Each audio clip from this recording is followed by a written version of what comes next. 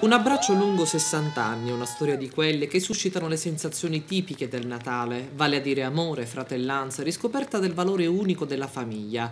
Giovanna Grova, una donna di 62 anni di Campobello di Licata, navigando sul noto social network Facebook, ha scoperto l'esistenza di una sua omonima, Giovanna Grova di 72 anni, che però vive a Girona, in Spagna, che poi scopre essere sua sorella.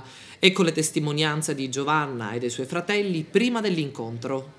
Sono troppo emozionata. Ci siamo verso internet e dopo mi ha trasmesso delle foto, io ci ho mandato le foto di mio padre e così ci siamo conosciuti. Manca poco e siamo felicissimi di incontrarla, non vedo l'ora che arrivano.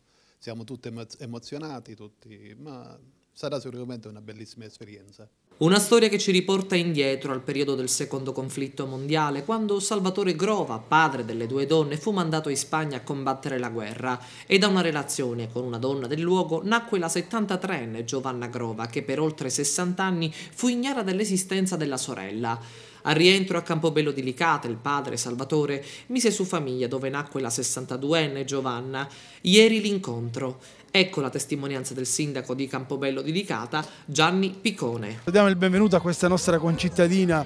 Per noi è un motivo di orgoglio, di emozione, perché è stato un continuo accavallarsi di idee da poter fare per questo evento. Ed ecco l'incontro, l'abbraccio e le reazioni.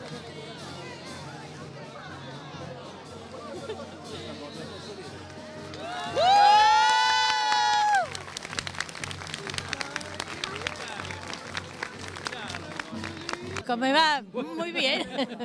Un poco asustada.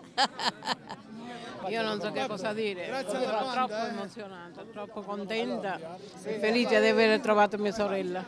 Una famiglia che quest'anno festeggerà il Natale in maniera diversa, con un componente in più che neanche conoscevano. Meraviglioso, una cosa bellissima. Ho una sorella, ne ho due ora sorelle.